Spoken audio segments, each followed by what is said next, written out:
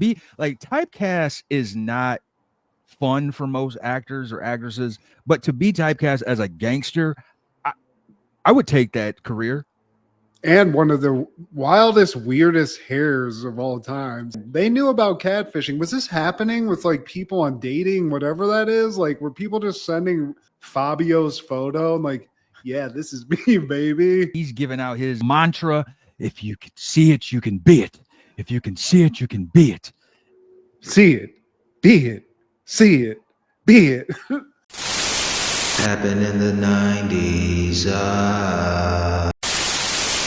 Rank these Adam Sandler 90s movies. Okay. Billy Madison, Happy Gilmore, Waterboy, Wedding Singer, and Big Daddy. Damn. Okay. All in the 90s. I got to go Happy Gilmore. Like, I'm going from top to bottom here. Okay. Happy Gilmore, Billy Madison. No, Happy Gilmore, Wedding Singer, Billy Madison, Big Daddy, Waterboy. Ooh, damn, Waterboy at the 5? Well, I mean, that's tough, though, because even Waterboy is classic. It's more quotables, in my opinion. It's more quotables than Gatorade. Hey, Waterboy, yeah. Dude, when Big Show, when he calls into the wrestling show, that's great. What are you, about 11, 12, kid? I'm 35 years old.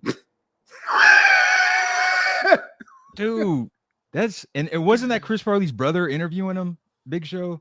I think that was like his I don't know. brother. Maybe it was. What's his name? Kevin Farley. Yeah. I want to say. He's got like 3 or 4 brothers. I mean, Waterboy's classic. Why is it in the 5 spot? I mean, that's not really saying much because all those movies are fantastic, Steve. Okay, so why is Happy Gilmore number 1? That just movie hit me. That movie's got the quotables. Shooter McGavin's one of the greatest villains of all time. Chubbs. It's just it hit at the right time. Carl Weathers. I mean, Adam Sandler was my GOAT for even up against the killers, dude. Even up against Jim Carrey, Will Smith, all them. I was putting Adam Sandler at the top of the heap for a while. In the 90s, he crushed it, man. Like, my favorite, it had to be Billy Madison. It's between Billy Madison and Waterboy, just off the quotables alone. Billy Madison has like some of like 5-second moments that are some of the best of all time. When he's just spraying water on the kid on the ground, the kid, like, they're just sitting there high, like it's got Norm in it, man. Billy passed the 3rd grade. Oh, what a beautiful day. Pass in the 3rd grade. Yeah, I mean, that movie, and Farley too. His whole and Scott Farley. Yeah, hell yeah. Veronica Vaughn. Grand. Let's go. Like Waterboy, not Waterboy, but Billy Madison probably has the hottest love interest out of those 5. Man, Drew Barrymore in Wedding Singer, though, Steve, there's something about just her little prissy look that she's got that she is hot. Drew Barrymore's hot, Steve. She's cool. I like Christine Taylor better, though. The one who played her cousin. She's fine, too. Hell yeah. Ben Stiller would agree. Yeah. Billy Madison, the teach in that, what is Veronica? Yeah, she's definitely fine. Pete Sampras would agree. Damn, Samp Dog got that. Tennis? That's cool, though. You got to give it up to Pete Sampras. He's probably rich. He's very successful, and he just got in and got out, Steve, with some hot ass. Hell yeah, he's a legend. Just off that alone, man. Like, Wedding Singer has one of the most typecast actors in it, Frank Severo. He's the guy that plays Adam Sandler's brother-in-law. And I feel like he's had a pretty cool career. To be like, typecast is not fun for most actors or actresses, but to be typecast as a gangster, I would take that career. And one of the wildest, weirdest hairs of all time, Steve. I don't get it, but I get it, and I love it. Oh, I get it. That guy, Frank Severo, is originally from Italy. So the Italians have a history that they like to sweep under the rug. Yeah, it was discussed in a rude way in True Romance, I think. But the Moors, Steve, they don't want to.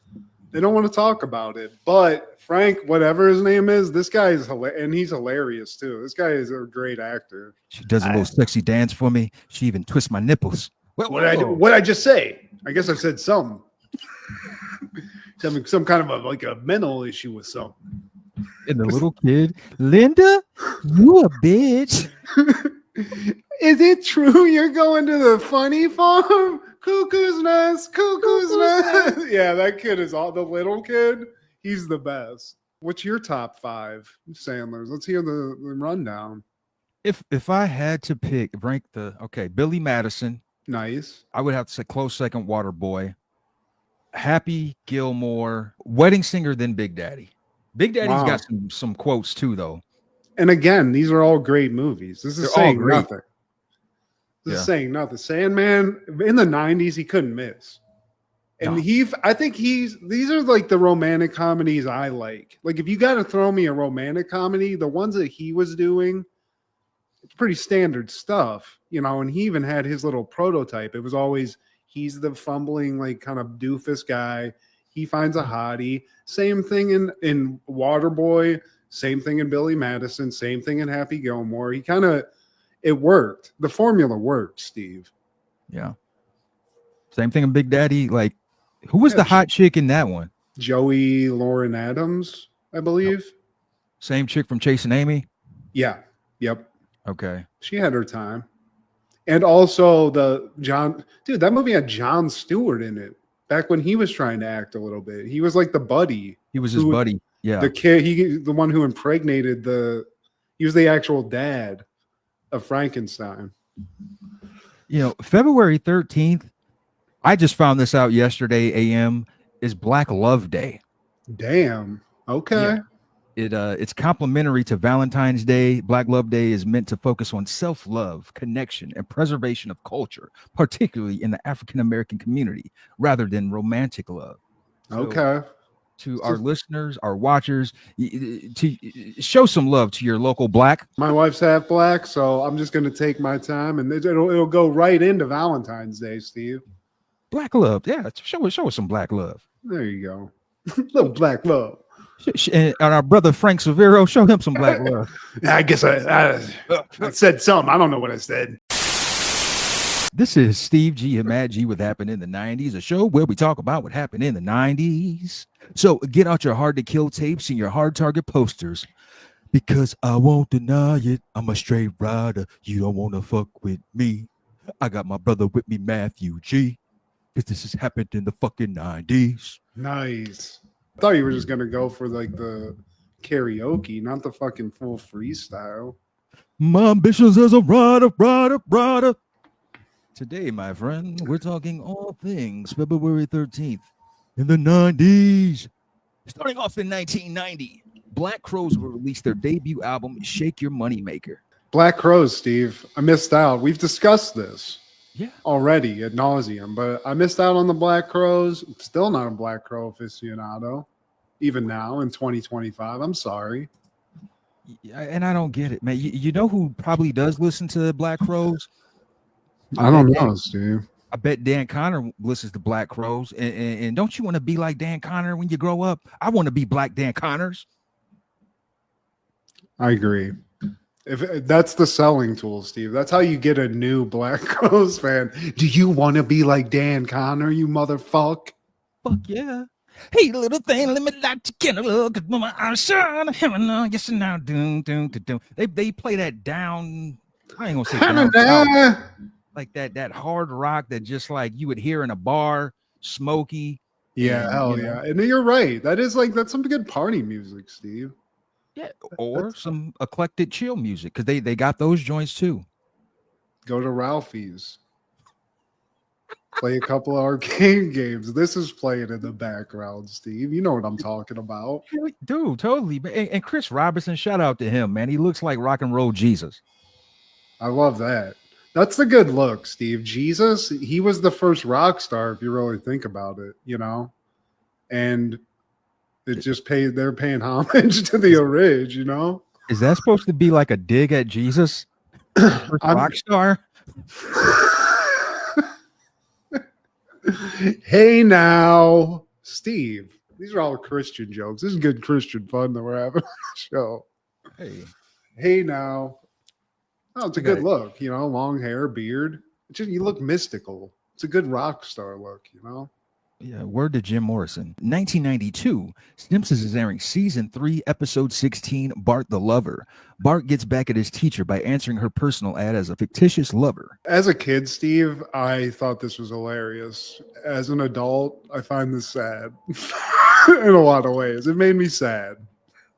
Is this another one of those Simpsons did it? Because this episode is basically about catfishing before catfishing was a thing in the 2000s. I mean, we'll get to it, but this shows you Bart's a great character, right? He's a nice kid every once in a while. He's a little bit devious, but this is straight evil shit at this point. You know, this is more of problem child junior behavior. In a way, yeah. More cerebral. But yeah, I mean, this is catfishing before catfishing exists. This is the AOL, you know, this is before AOL Instant Messenger, Steve. This is before the chats. 92, yeah. Before you were like in junior high, get on to AOL, go into a couple of adult rooms. You know what I'm talking about. Hey, yeah, my job was totally tough today. How are you doing, sweetheart? Talking to another dude. It's the digital equivalent of the Little Rascals, like the kid on the kid's shoulders in a trench coat. You're just like, hello, my good ma'am. Yeah. I'm 35.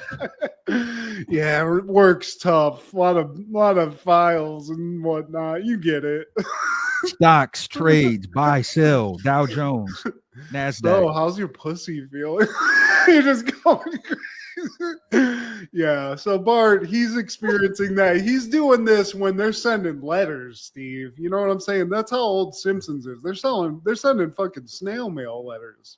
Yeah. Love notes. Yeah.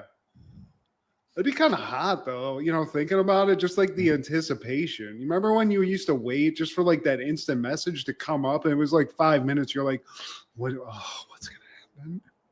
What does she think? Waiting for a mail, like you're the mailman to deliver like a pink note to you. That seems like a long time ago. It wasn't really that long ago. We were so ASL AF. But we start this episode with Bart. He's in class and they're watching this old timey ass video about this kid who wants to live in a world without zinc.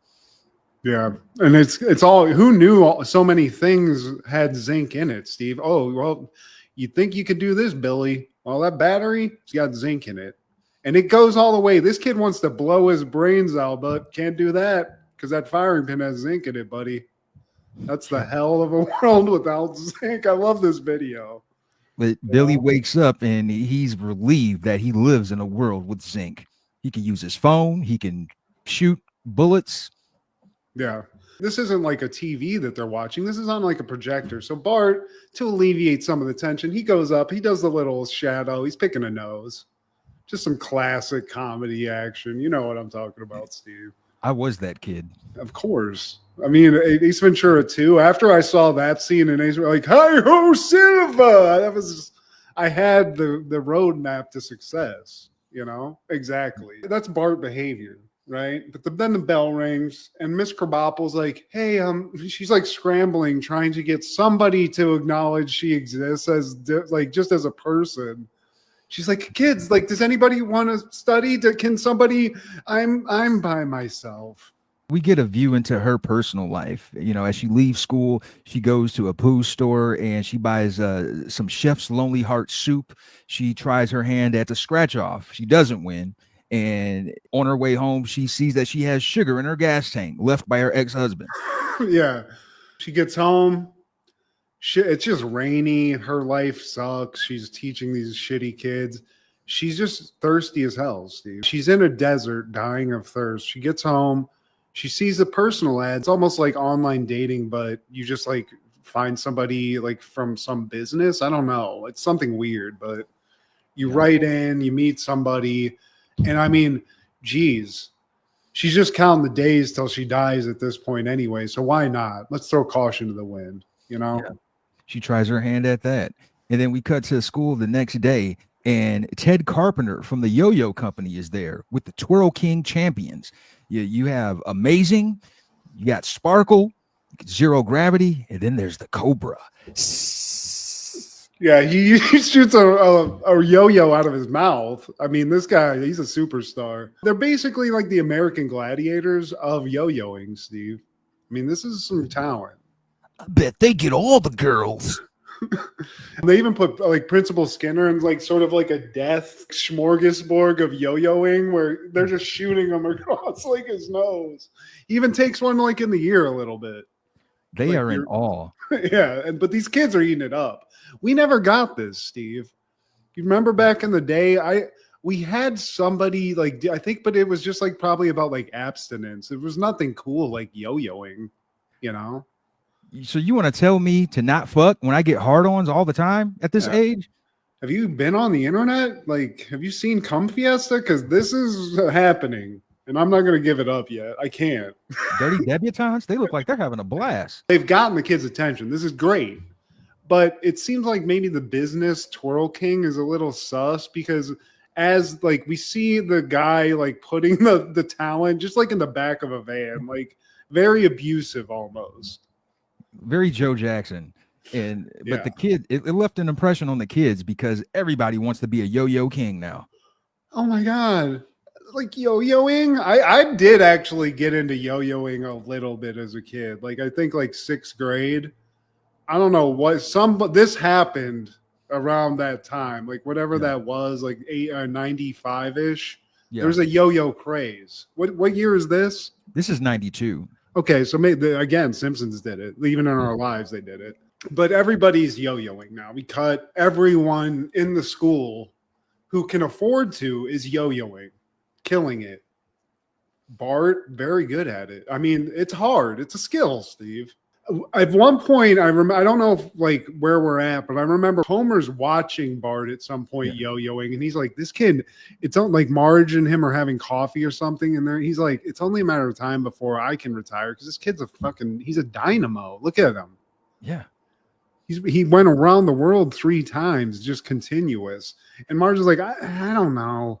Name one person who got famous yo-yoing. So now Homer goes through like the list, like Donald Trump. No. Arnold Palmer. No. Bill Cosby. I don't remember.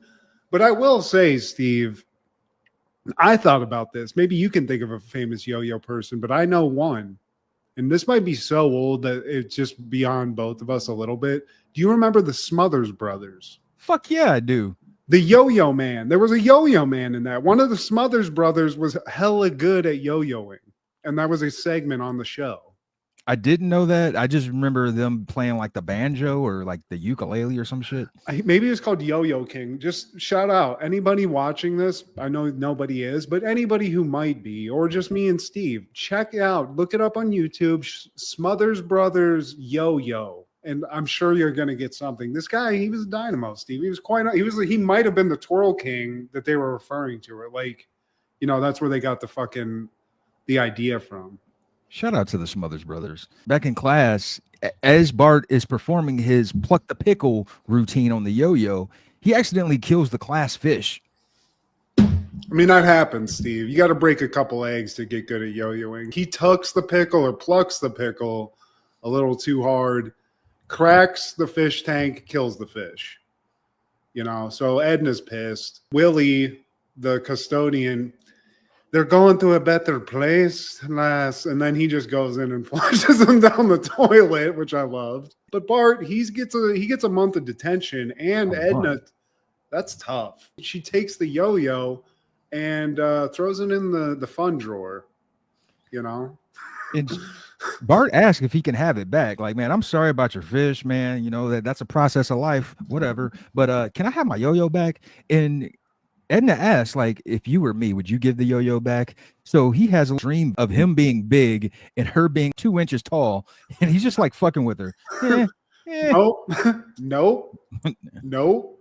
Yeah. Then he pops out of it like, no, absolutely, I would. But this is Bart being Bart, Steve. He's just having a good time. And I mean, it's constructive. This guy's learning a skill. He could be on the Smothers Brothers, for God's sake, you know? Arsenio, the whole nine. And, we cut to Edna's first date, and it's with Abe's, one of his homeboys. I can't remember his name, but he's like the other old guy in Springfield. The guy that's like half beard. His face is just half beard, you know? And he catfished her. I guess he gave her like an old picture from like the 50s or something. He's like, yeah, just because there's a little snow on the roof, it's still me. I mean, he looks like he's a pimp back in the day. He had like on like a whole jumpsuit and shit. So that guy getting it. Edna, I mean, give him some day. You're thirsty. Why not? Maybe we'll get into the will. Yeah, but that photo, again, they knew about catfishing. Was this happening with like people on dating, whatever that is? Like, were people just sending Fabio's photo? And like, yeah, this is me, baby. Yeah, it doesn't go well. So now we're in detention again. Bart's hanging out. I think he actually is doing some stuff because he's doing some plumbing for Mrs. Krabappel. Pulls some kind of doll head out of the pipes, but she goes out to like have a smoke or something, gets out of the room, and while he's alone, he does a little snooping, and he finds that ad, and he also finds like these letters, so he realizes what this is, and he's like, oh, I think I got something to do. And this is insane, Steve. Talking back to teachers, yes, of course. You saw me do it. You saw me at the height of my power. Cookies are nasty as shit. But this is another level, Steve. I mean, this is devious. This is mail fraud, to be honest with you. There's some crime, I feel like. Because he sees her P.O. box, so he's like, oh, I already got the master plan. So he conjures up this plan to create this character, and he's trying to think of a name. He looks up at the president, is like, oh, Woodrow. Okay, so I'm going to be Woodrow. And I like holding hands, dinner by candlelight. And yes, I hate yo-yos.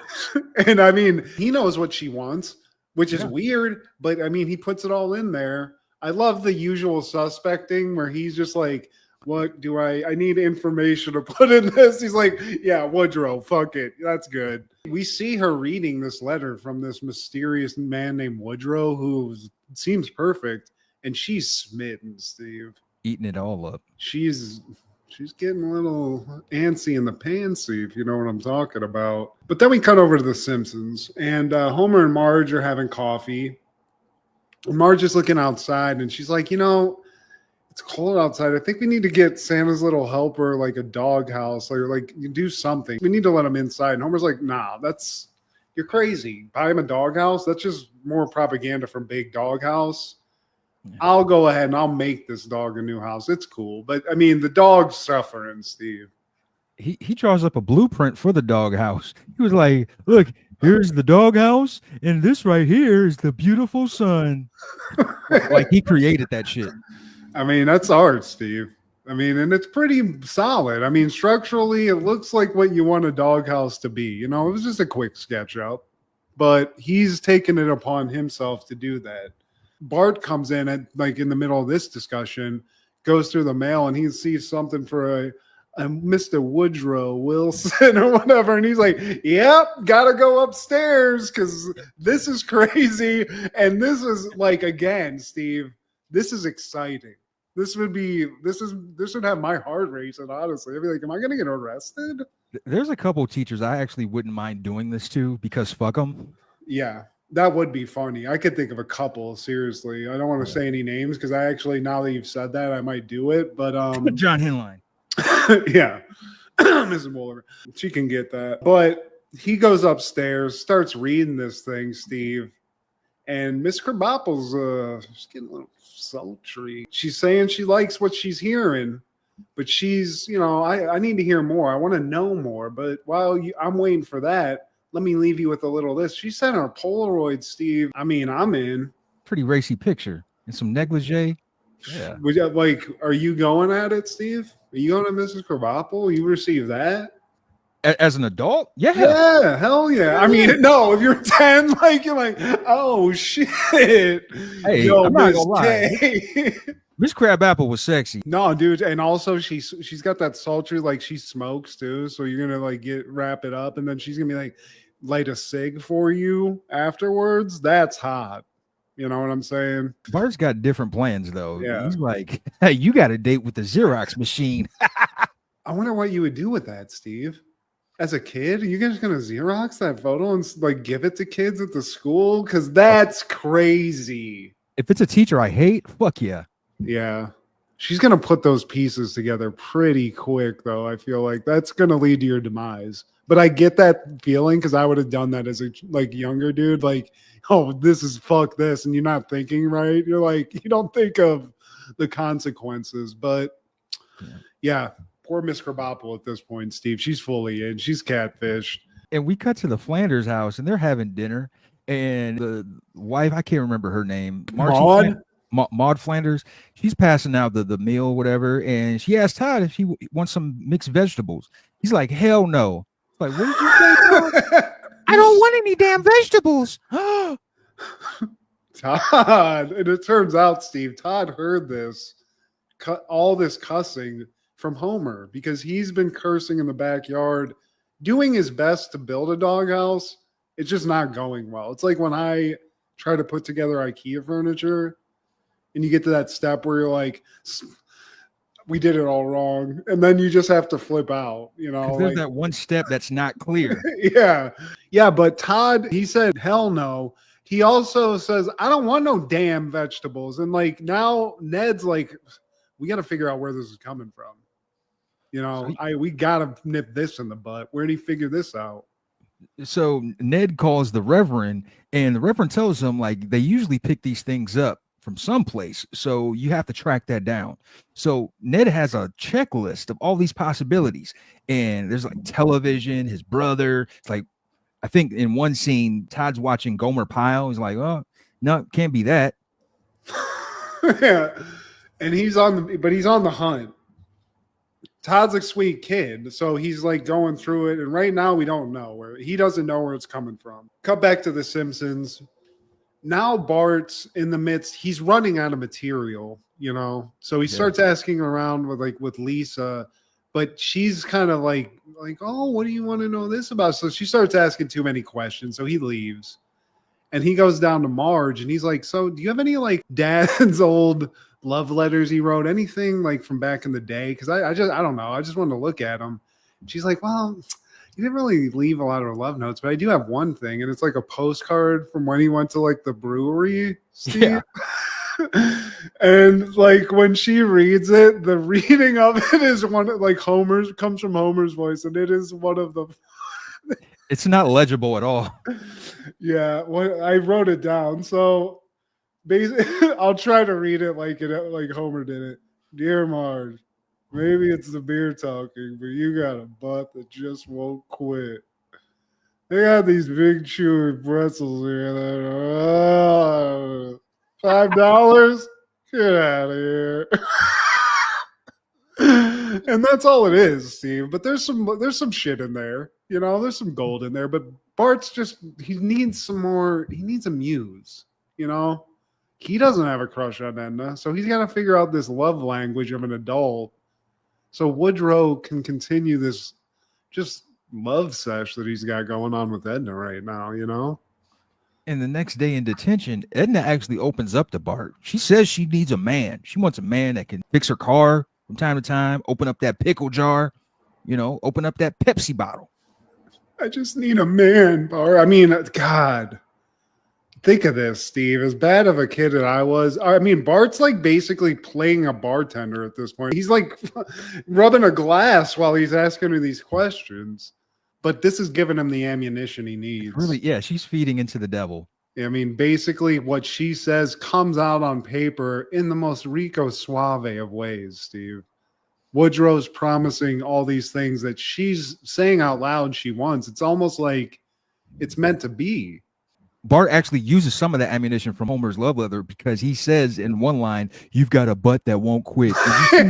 You see Edna in the bathtub, and she's like, "Oh yeah." I mean, she has that little removable nozzle handle, Steve. She's going to town, thinking about Woodrow in that tub.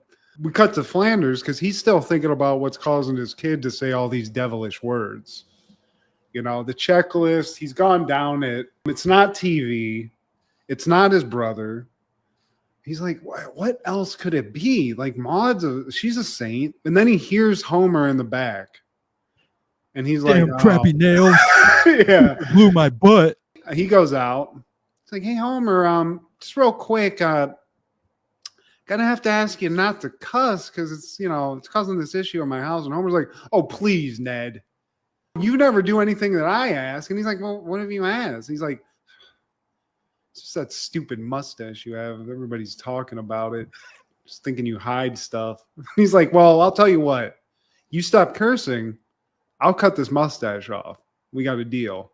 And Homer actually is cool with that. He's, you know, make a little fool out of Ned. What's he look like with a mustache? That's interesting. And then later that day, Homer's in bed with Marge. He's like, stupid Flanders thinks I swear too much. Well, maybe he's right. Can we have a conversation without talking about your hero, Ned Flanders? You brought him up, Homer. And Marge brings up, well, you know, here's an idea. Maybe a swear jar, you know. Every time you swear, you throw a little money in the pot. And that's, you know, Homer's like, oh, I'm a man of change. I'm a man who likes to better myself. You know this. Everyone knows this. I'm Homer Simpson. So, yeah, let's do that. He lays down, but then the wheels start turning. He's like, no, what if I stub my toe? Like, I can curse then. She's like, no. What if, I don't know, what if this or that? And she's like, no, you can't curse, homie. He's like, well, what if we're snuggling? Well, that's different. Yeah, exactly. So that's still on the table. So now Homer's got a swear jar. I've never attempted this, but I feel like if I was honest, I'd get into the same sitch. I mean, this thing would fill up. I would have that might be how I actually make money to like buy a house, Steve. But that night, Bart's reading a letter from Edna, and now this is where it happens, Steve. This is where the online situation got to too. It always leads to this like little part in the road where she wants to meet up. Let's get face to face. That doesn't faze Bart. This is actually in his sick mind what he wants. He's like, oh, well, time to fucking end this thing. Let's really sink that hook in so we can really, you know, dig that knife in. So he writes her a letter and arranges all this. And they arranged to have a meeting at the restaurant. So Bart, he's on his way to the movies to see Ernest Needs a Kidney. And like just right next door to the restaurant, he sees Edna by herself and he laughs like cut to him coming out of the movie. He walks out and she's still sitting there looking sad and she's actually crying by herself. And this is one of the few early moments of showing Bart having depth. He actually cares. Like, damn, I did something really bad. Now I feel like I have to rectify this. I like he's also like, God, I just can't help but feel responsible for all this. It's like, yeah, you did it. You know, this woman's dead now. She's literally crying in front of a candle that's completely burned down it just melted. But he's got a heart, Steve, so he's going to make this right. We cut to Homer, and he's just having a lot of trouble with swearing. You know, the jar's filling up. At this point, fuck a six-pack, Steve. He could buy a keg with the amount of money he's throwing in this thing, you know? Yeah, he thought he gave the church person, the deacon or whatever, he thought he gave him a dollar, but it was $20. So he cusses at the church. And then he makes a snafu at the bowling alley. He cusses at the bowling alley. And then back home, he finds out that Ned shaved his mustache. And he's in good fortune because he immediately got casted for a commercial with his new look. He's like, oh, fucking Ned up. Some more change into the swear jar. And then he cusses about the doghouse because it's just fumbling. And he stubs his toe and he's trying really hard. Then there's a bee's nest that falls on top of him. So there's more coins in the swear jar. I mean, a bee's nest, though? I feel like you got to give me a pass on that. What am I supposed to do? Jeez, crow. Oh, darn. Yeah. At school, Bart's, you know, he's seeing the aftermath of this little prank he's played because Edna, she's dead inside, Steve. Is this where she's like, well, I realize that you're the only man in my life and it makes me so sad or something, just starts crying at her desk. And he recommends different guys from the school. He's like, well, about Principal Skinner, Seymour, his mommy won't let him come out and play. Well, what about the coach? Oh, well, Willie.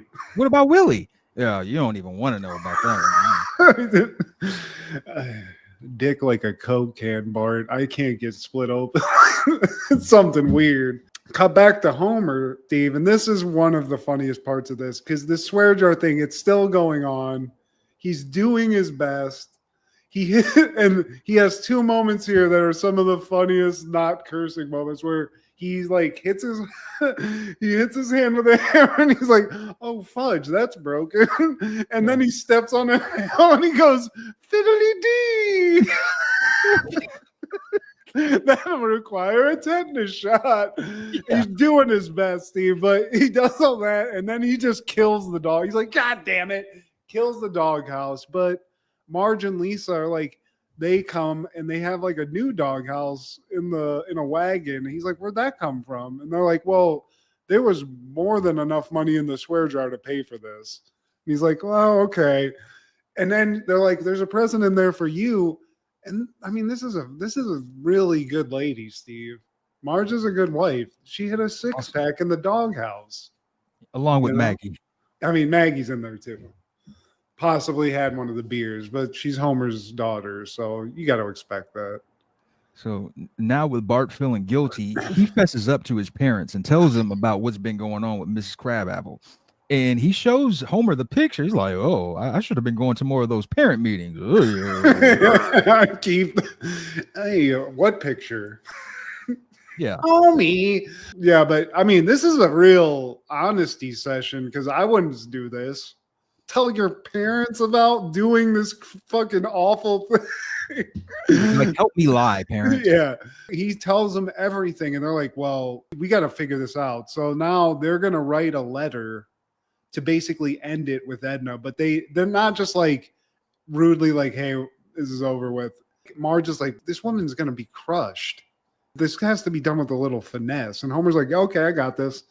Dear baby, welcome to Dumptown, population U." Okay.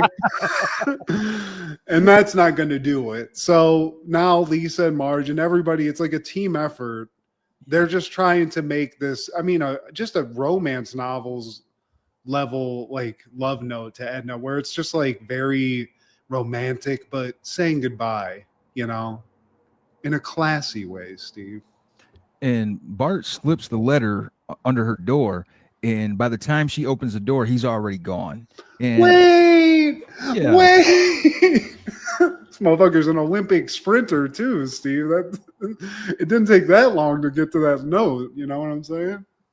Didn't he basically tell her he skipped town or something? I mean, it was just basically like, "I have to go, but this is the greatest romance of my life, but we never see each other. We're doomed." It's like Romeo and Juliet. But that's enough, Steve. That's what Edna needed, And she's like, "Woodrow." I do like, and we didn't mention this, at some point Bart has to provide a photo of what Woodrow looks like. That's what Edna requests. So instead of like, whatever, Bart doesn't just find some schmo. He finds Gordie Howe, Red Wings legend, Mr. Hockey himself, Mr. Hockey Town or Mr. Hockey. She thinks she's about to fucking Gordie Howe, Steve. Apparently she never watched sports. Yeah, I mean, Edna, not a sports fan, but she's definitely a Gordie Howe fan. So if they ever cross paths, I mean, she's immediately going to drop some peas. You know what I'm saying? She's getting on them things. But Bart lets her down. She gets this note. She feels at least a little, not like a piece of shit. And the next day we see Edna and she's cheered up, Steve. She even lets Bart have a little reset or detention outside because they're best friends now, And Bart says it's a date. And we end the episode off with a Gordie Howe card showing off his career stats. Fun fact about Gordie Howe, he actually passed away in Sylvania, Ohio. I mean, the dude was a ledge, I forget what his claim to fame was. He had some record that I can't remember off the top of my head. Not a few. Yeah, but, also, I guess for Edna Krabappel, just Jack worthy as well. She likes thumbing through a little Gordie Howe on the 1s and 2s, if you know what I'm talking about. Like, yeah, bitch, I hate yo-yos too. Yeah, evil, dude. Bart, evil genius with just a little heart. Right when he takes it to where she's about to kill herself, he pulls it back. Also in 1992, Wings is airing season 3, episode 16, Planes, Trains, and Visiting Cranes. Dr. Frasier Crane brings his traveling psychiatric seminar to Nantucket. You can't miss, Steve. Frasier Crane cameo. Yeah, This is Span was it. all over the 90s. Hell yeah. I mean, this is a great reason to watch Wings, because otherwise, I mean, I think we can both agree it's all right. You know, it's all I thought right. it was one of your favorite shows ever. You liked it all better than right. Roseanne. I do like it better than Roseanne. That's insane. You just love Roseanne. It's okay, Steve. It's okay. I wasn't the only one. It was the #1 show in America for years. It was. I had to watch it, and that's probably why I don't like it as much, because I was forced to watch it. I didn't get to find it and love it just like you did. You know, It's relatable. I guess. I mean, you're right, but it's just not my thing. It's not relatable to me. You know what I'm saying? It's But not Wings my is? thing. Yes, yes. You don't know Living in anybody that's Nantucket. ever worked at an airport. I do actually. Well, security. I don't know if that counts. Anyway, stop calling me on my opinions, Steve. I can't remember 1 week to the next what shows I've said I liked. Cheers, buddy. But I do like this. This was nice. This didn't happen a lot, like people crossing over into other shows. I mean, it did, but it was a big thing, especially for Wings. Getting a fucking ledge like Kelsey Grammer on there, that's nice. And Cheers was still on at this time too in 92. We start the episode off with Frasier actually. He's talking to Joe, the pilot, and Lilith is right behind per usual, and they're flying to Nantucket. But Frasier's nervous. He's not a fan of flying. I mean, this is a small plane. He's like, I'm used to first class and champagne. This is like a puddle jumper. Just like chill out, you know. And honestly, like, if you're that hung up about being in a plane and heights, you might need to talk to a psychiatrist, because he doesn't know who he's talking to, Steve. Yeah. Watch your mouth, Joe. And Lilith tells him, like, yeah, Flyboy here, he's actually a psychiatrist. Oh, but yeah, so Frasier, he's there. He's going to do a seminar in Nantucket. This is something we find out Frasier does. He's out here schlocking psychiatry like a Dr. Phil, you know. He's out here trying to give a little advice. So he's coming to Nantucket. While Lilith says she doesn't respect what he's doing and charging people for psychiatry like in this way, Frasier's like, I mean, it's a small $350 or $50, whatever I'm charging, small price to pay for a fucking glimpse of genius like I'm providing to these idiots. And a home video from 1995. Why not? Maybe a t-shirt, Steve. Maybe a little Frasier Crane seminar t-shirt. I'd love that. Give me one of those for Christmas. You see it, you can be it. Then we cut to the airport. Little Nantucket airport. So cute, Steve. But Brian, the other brother, the problematic brother, if you will, he comes in and there's a fight that's about to happen, a big boxing match. He's got the lockdown on a big ass TV, 42 inches, all 40. Like, that's nothing now, Steve. But 42 inches back in whatever, 93, 92. might as well be a fucking movie screen. Like Master P, he's got the hookup. He's got it. And I mean, this was the thing, man. The fights, pay-per-views, he's got it. I mean, he's got this down. I don't know who's going to show up other than Tony, you know, the regs. But yeah, Lowell. Lowell actually is playing an integral part because he had to like splice some cable somehow. Yeah. Maybe a legal cable hookup, which I also love. That was a thing. Yeah, hell yeah. I mean, I never got into that, but I always wanted that, you know, whatever that was. It was the splicing the cables or the black box. If you knew somebody with the black box, they're your BFF. Yeah, but that one was problematic because didn't they like do something to the signal where you had to like get it redone a bunch of times? I was only there for a good time, not a long time. So I wouldn't know. Okay. Well, and so they got it all set up. Everybody's in. Faye, who is like the old, like fun, like curmudgeon-y lady that works there.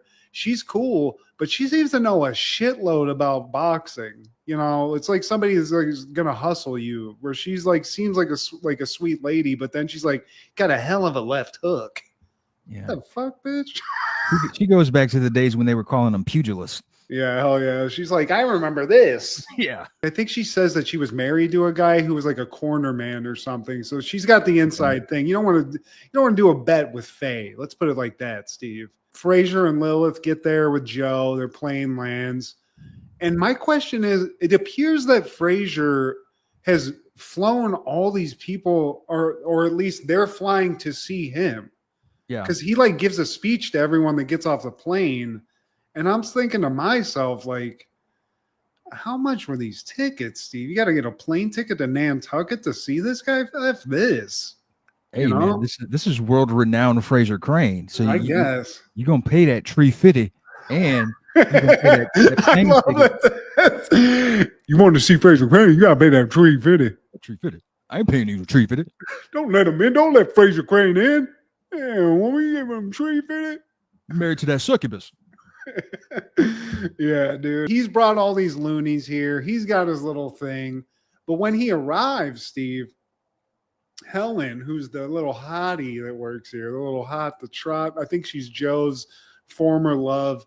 She comes out and is like, oh, hell no. Is that Frasier Crane's voice? Fuck. Fraud. I went to your seminar in New York. You talked me into this shit. I want my money back. You ruined my life. I took the Crane train straight to hell. Hell. Yeah, but Helen's not a fan. And this ain't great publicity for him in general because he's got a bunch of sycophants and fans hanging out. You don't want them to hear this shit about you ruined my life. He doesn't even remember her. Yeah, he's like, I've ruined a lot of lives. What are you talking about? Yeah. Which one? What city? But she says, I want my money back. And she's insistent on this, Steve. She's like, seriously, this isn't a joke. You're not getting out of this airport with your luggage or life till I get that $350. And I don't know if it was Lilith or one of the people from the crew that suggests maybe you should invite her to the seminar. You owe that at least to her.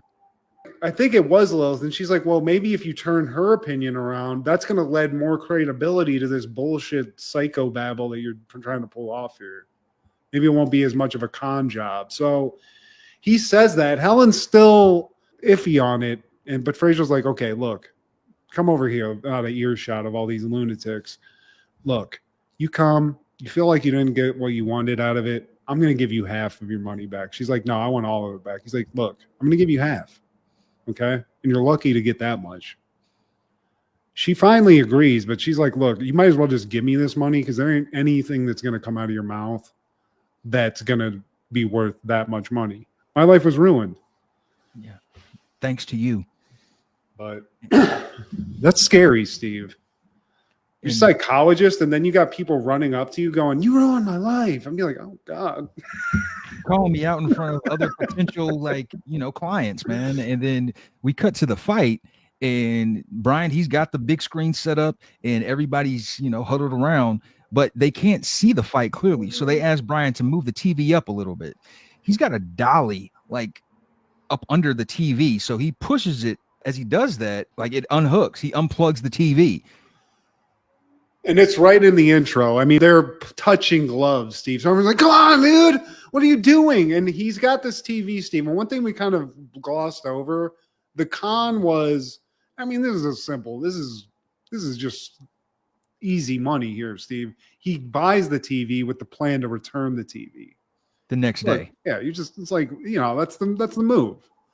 That's the hustle. But so he's being light in the loafers trying to get this thing around on this little dolly. He pushes it back. He plugs the TV back in, and in this Mike Tyson McNeely.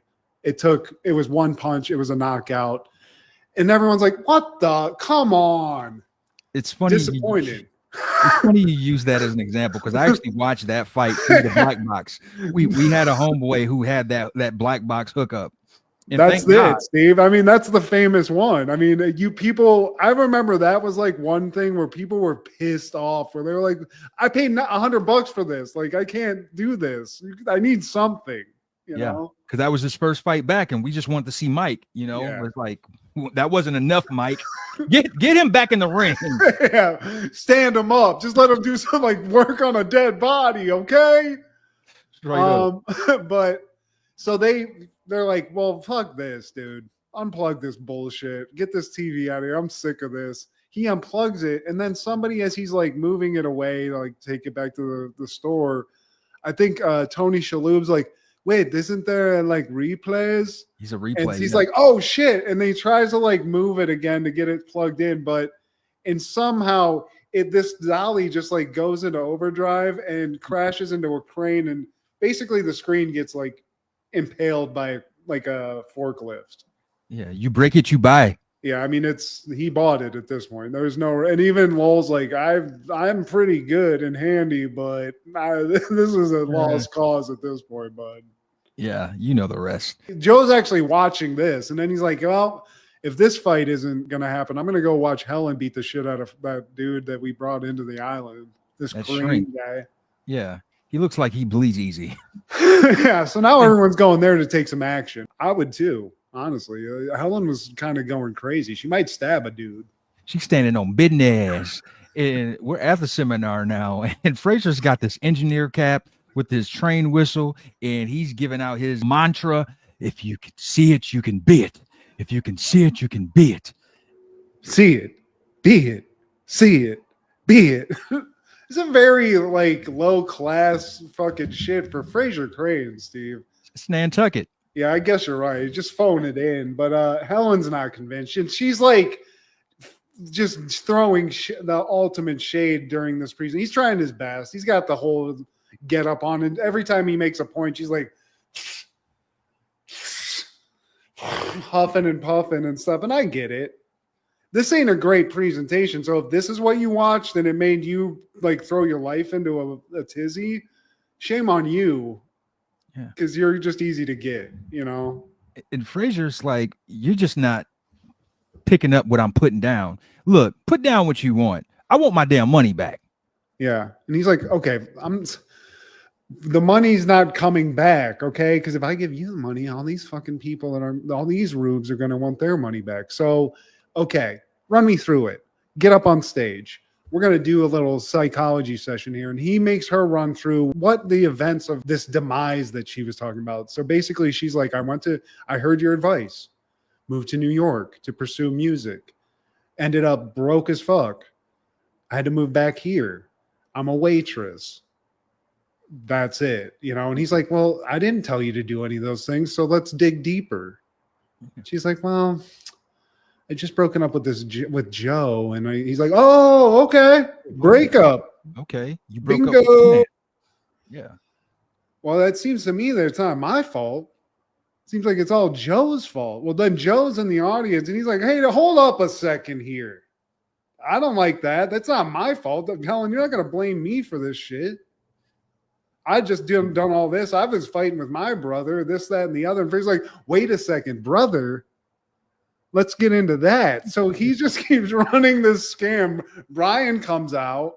He's like, I'm sorry. I couldn't live up to Mother Teresa's approval, Mr. the Pope. He's so good and all this and that. And they get into it. 3 people just having a knockdown, drag out emotional fight on stage. Frasier's really just sitting back and just like listening to this at this point with everybody else. And they keep telling him to shut up. Other people like, and it gets to a point where he's like, "Hey, you're crazy." Like Frasier just loses it, Steve.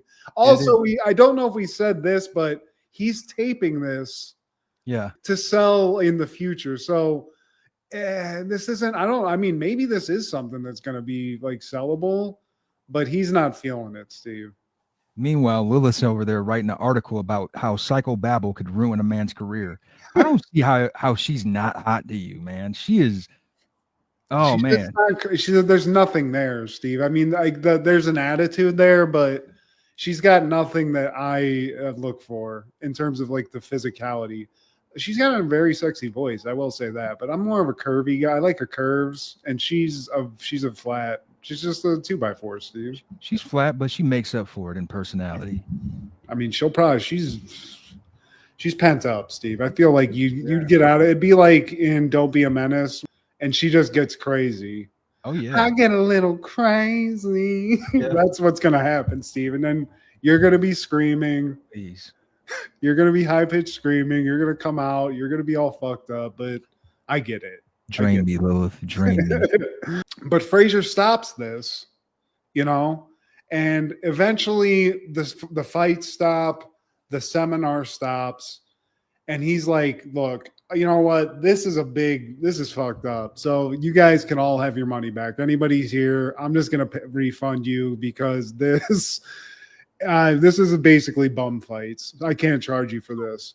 Helen's like, you know what though? This was great. I exercised some demons here. I did some good work. So thank you. Appreciate it. You're actually good at your job. That means so much to me. So they're out. Frasier's just sitting there. Lilith's giving him shit. Frasier's like, you know what, though?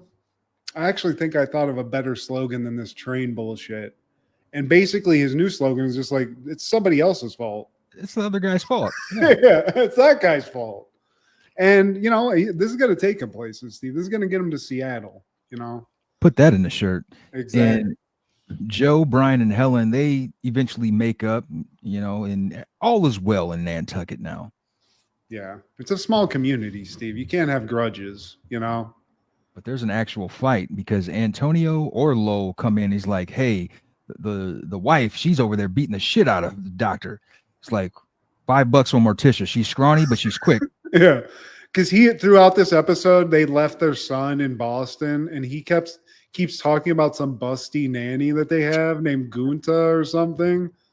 So by the end, I think he's like, let's get home to Gunta, and that's what caused the ruckus, Steve. Yeah, she beat the shit out of him with his train whistle. Then 1994, the 44th NBA All-Star Game is held at the Target Center, where the Timberwolves lose. East beat the West 127-118. The MVP is Scottie Pippins. Missed a second. Yeah, and you know, Pro Bowl I hardly ever cared about in my lifetime. Same thing with MLB All-Star games, but there was a time when I actually cared about NBA All-Star Weekend, and in the 90s I was involved. I was into it, man. This was the first year without Jordan, so Scottie had a lot of proving. Yeah, he had to prove to a lot of people, like, hey, I'm not in the shadows anymore. I can lead a team. And the Bulls actually did well that year, man. This was a all-star year for BJ Armstrong, an all-star year for Horace Grant. And, you know, Scottie, he would get the MVP. So, like, this was his first coming out party of, like, trying to come up under the wing. But eventually Jordan would come back and is like, back to second fiddle. Thanks for all that hard work, Scottie. But Mike just called. So thank you. I'm going to need you to back up a little bit. But you're right, though. 90s and even late 80s, too. The All-Star game and the dunk contest specifically. Yeah. That shit was just bananas.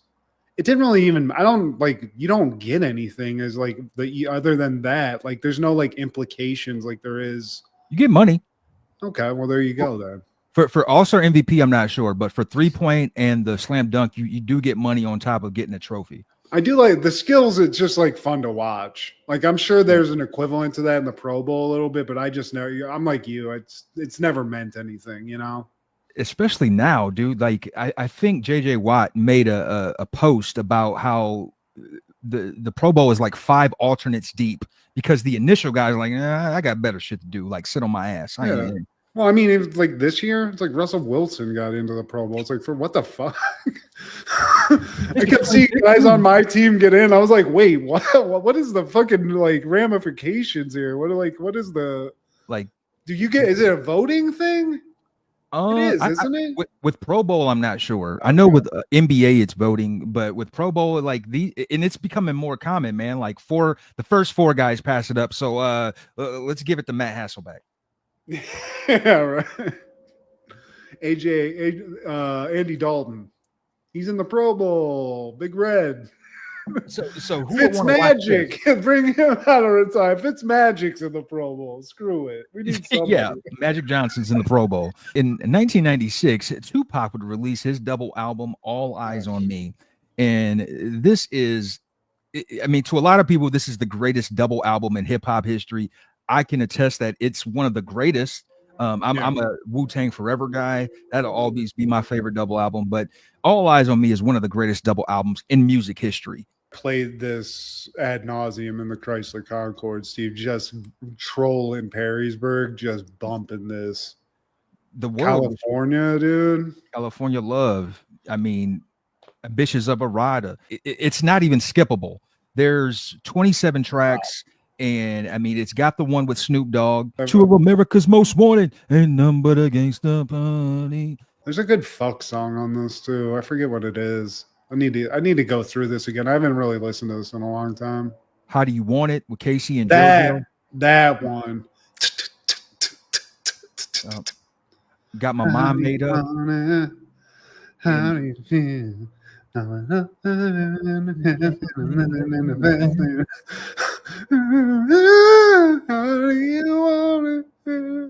ain't mad at you. And I mean, Got My Mind Made Up. That's got Daz, Corrupt, Redman, and Method Man. Method Man is one of the rare people, one of the few people who can say he had a track with Tupac and Biggie. That's dope. Yeah, but this was everything, dude. I don't like double discs most of the time. There's a lot of bullshit double discs, but this Nate Dogg's double disc, G-Funk Classics, Notorious B.I.G.'s double disc was dope. Maybe there's a lot of good double discs. I'm just talking out of my ass, but dude, Tupac, dude, this was my Pac album, Steve. I know there's other ones that purists love more than this, but this was the one that I dig into. I think that's popular opinion. My favorite of Pac was the one before that, Me Against the World. But this one, like I said, man, it's not skip heavy. I Ain't Mad at You, Can't See Me, Wonder Why They Call You Bitch. You wonder why they call you bitch. I bet you.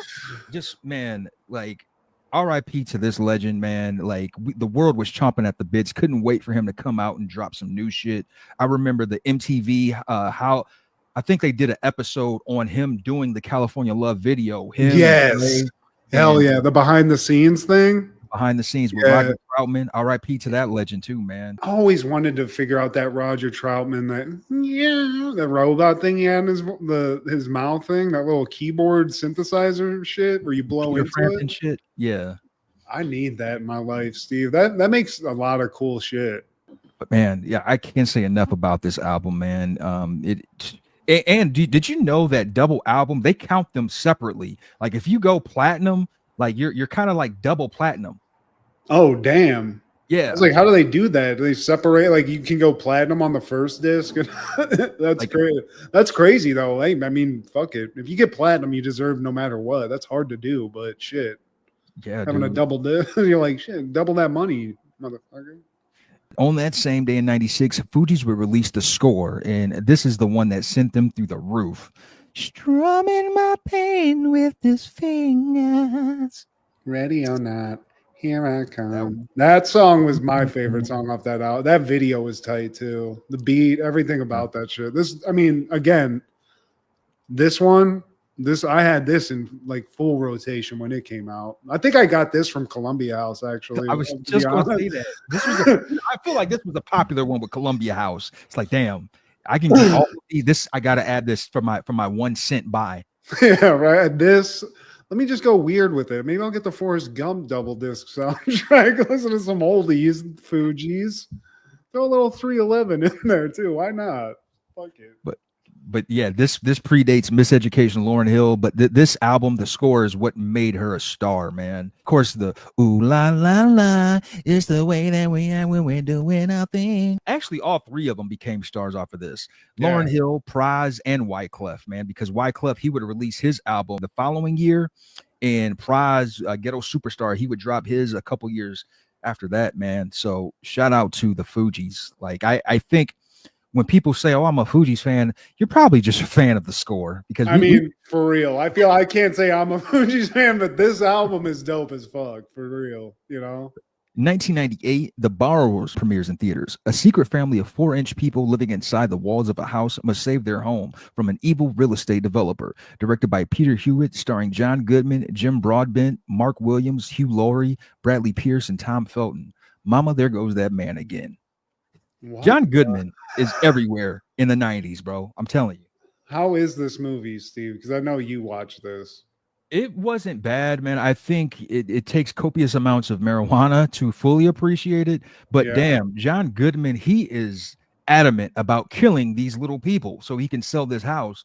I feel like he kind of carries the movie. I tuned in and out throughout this, man, doing other shit. But it's worth a watch. It just sounded so weird in description where I was like, I don't know. Maybe I missed John Goodman being in it.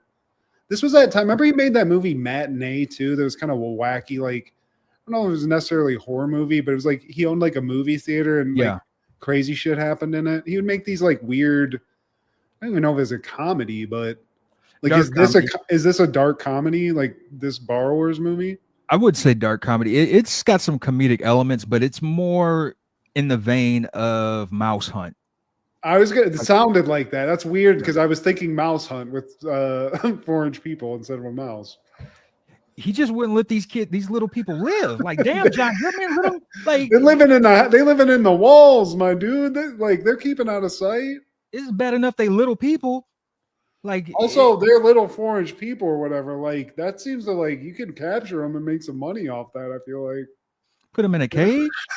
Fuck it, dude. Like, create an exhibition. Step right up and see the 4-inch people. Get a little bike, fucking get a little control car, have him fuck around with it, it's some fun, Look at him eating his little sandwich. But on that same day in 98, Sphere premieres. A spaceship is discovered under 300 years worth of coral growth at the bottom of the ocean. Directed by Barry Levinson, starring Dustin Hoffman, Sharon Stone, Samuel L. Jackson, Peter Coyote, Liev Schreiber, and Queen Latifah. Yeah, dude. Did you watch this? No. Oh, this movie's good. Dude, this movie's good. This is a good movie. I'm telling you. Good psychological thriller. I will one day. Because one of my bucket list items is to start from the beginning and watch every Samuel L. Jackson movie. And that's going to be a lifelong process. Yeah, good luck. Hell yeah. He is my GOAT. And I feel guilty that I didn't watch it over the week because he's my GOAT. And even though it's science fiction, my GOAT is in it. And it's got Dustin Hoffman, who's great in it too. Like this is a great movie. Like I don't really give a fuck about Dustin Hoffman very much, but this movie, really? Especially when I was younger, I was like, hell yeah, like this guy's cool. Dustin Hoffman's dope, but I'm just saying like as a kid, yeah, for sure. But yeah, it's a good one. Like the story, and it's underwater. So like they're in like this underwater base this whole time that they're like sort of quarantined in to do all this research. And when they're going through it, they find like this big liquid sphere that's just there. It's like unexplainable. You can't get into it. It's just there and they can't really figure it out. And then they get a message and they think it's from, I feel like the ship or the sphere, they think it's from somebody else. And it's very strange. But then they realize that Dustin Hoffman's character actually went into the sphere, in some way, and he came back out of it. So this movie goes on, and it's like basically when you go into this thing, you get the power to manifest like what you dream as reality. So like all these people, like Dustin Hoffman's the first one to go through, and like he's afraid of snakes. So like at some point he's dreaming, he's asleep, and snakes attack Sharon Stone's character. There's a terrifying thing where Queen Latifah is actually how she dies in the movie, spoiler alert, but she's like out in the ocean doing something, and Dustin Hoffman's afraid of jellyfish. She gets swarmed by like thousands of jellyfish and just dies underwater. Like it's scary, dude. And it's like a lot of good acting. Liev Schreiber's in it. Everyone's questioning who went into the sphere. It becomes like, oh, did you do it? Are you causing this? And they all collectively realize that they all went into the sphere.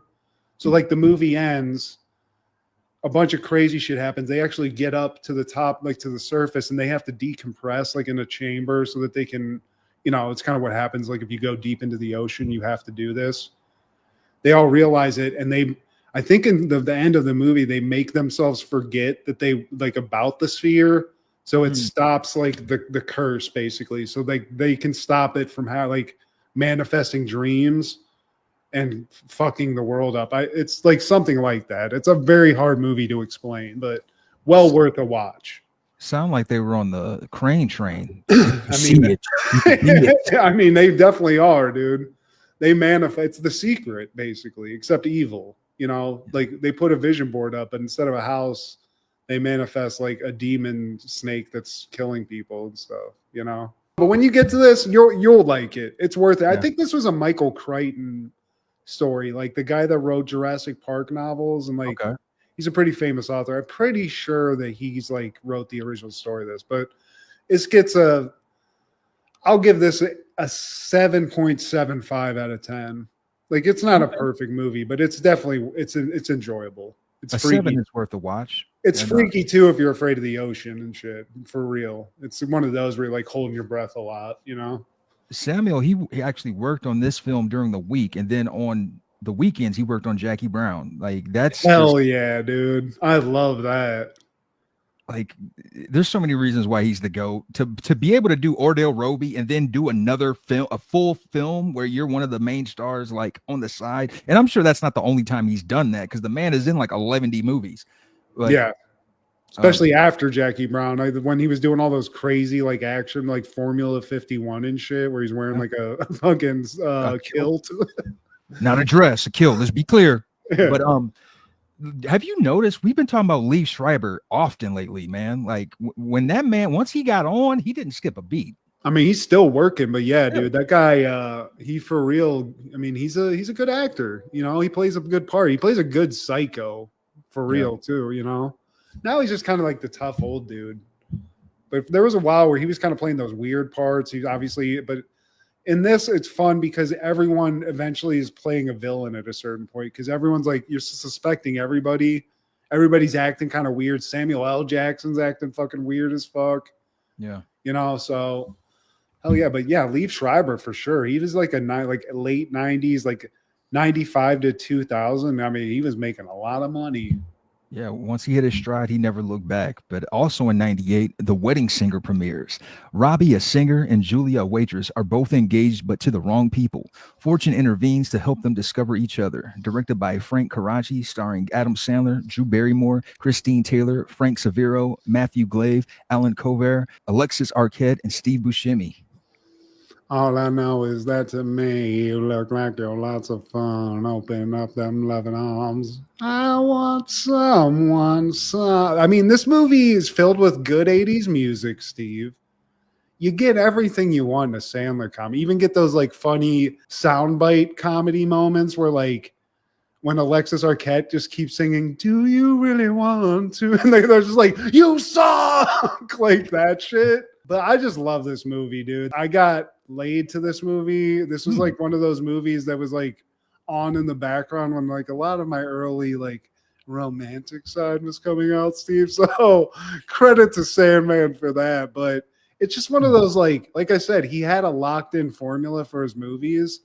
And I don't know, this one just is like hard. It's stupid. It's like a good, fun, just sweet guy romantic comedy that I feel like is good for everybody. The girls get something they want, but then you get this like fun little Sandler comedy, you know, with a bunch. It's got a lot. The Rapping Granny, Italian guy, he's hilarious. Linda, you're a bitch. I mean, there's just a quick moment in this too. Whenever like there's a montage where he's helping Drew Barrymore's character like go wedding shopping and stuff and like get all this stuff done, and they're tasting cakes, and it's a simple like everyone's feeding cake to the person behind them, but like there's some lady like taps Adam Sandler on the shoulder, and it's just a lady like with yellow teeth. She looks like a lunatic, and I spit my drink out watching it last night, Steve. So it's still doing that to me at this like as a 41-year-old man. So shout out.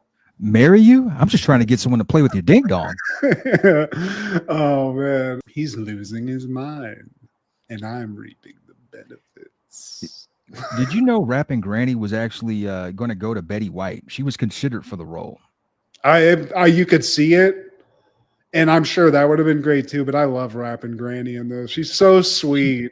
She did her thing, man, and that lady lived to be 101 years old, man. Shout out to her. Hell yeah, she's funny. Billy Idol is hilarious in this at the end. No one talks to Billy Idol like that. Glenn doesn't deserve her. He just thinks of her as a possession. Oh, hey, man, it's all good, but yeah, and also Steve Buscemi's character, self-taught, no lessons, pop. Yeah. Yeah, I mean, again, I might have put this too low because this is a movie I'll go back to. I've seen Happy Gilmore and like Billy Madison so much, I almost don't watch them very much. Yeah. But anytime this shows up, I always end up watching it. I just, for some reason, maybe it is the thing where I saw a boobie for like the first time watching this movie, Steve. So maybe it's a sentimental thing. There were titties in this? Where? No, I was seeing a boobie in real life. In real time. Oh, got you. IRL, Steve, an IRL titty, you know. Any callbacks, honorable mentions, or takeaways? Shout out to that titty I saw when I was watching Wedding Singer. Callbacks. You know what, Steve? I wanted to just throw you just a trivia card because I didn't have a lot of time to prepare any sort of funny quip or find some fun baseball cards for you. If I win, $5 million. If I lose, eternity in hell. Let's. Okay. Oh, no, I'm not giving you that one. Okay. I don't know, Steve. I'm going to just say this to you, and, you know, the stakes aren't as high as what you just said. I don't want to put that out there. In what year was the European Union founded? European Union? Yeah. My answer is who gives a fuck? No, 1998.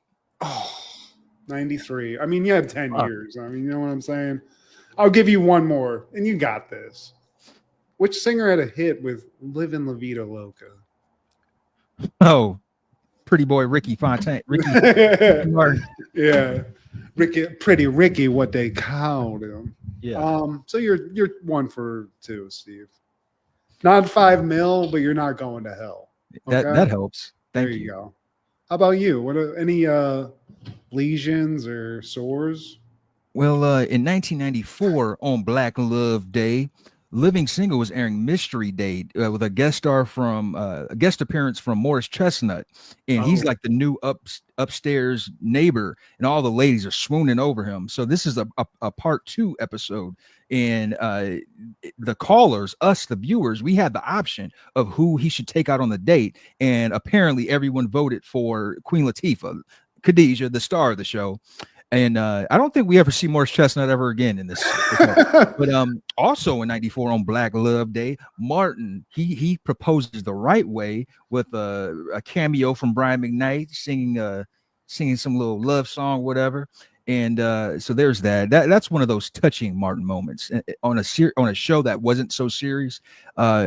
95, the nanny's airing lamb chops on the menu, and Sherry Lois and lamb chops show up. I'm a puppet Muppet nerd, so don't judge me. And in 96, Moesha's airing Hakeem Owes Moesha Big. That has a cameo from Bo Jackson. Should have been a Hall of Famer.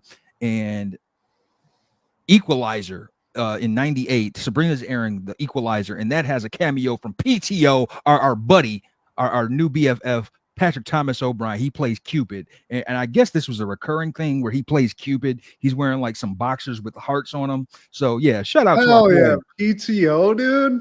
We love when PTO gets some work. Hell yeah, man. But please like, share, subscribe, and comment. Please tell your sister she wonder why we call her bitch. She wonder why we call her bitch. I bet she. Check out Food Show Fanatics as well as Crushgasm and our guy Clark the Shark on podcast. Who this is Steve G and Mad G. But happened in the 90s. Matt was the fat kid, Steve was the black kid. Life wasn't always great, but you know what was? The 90s. Happened in the 90s. Yeah! Happened in the 90s. Yeah.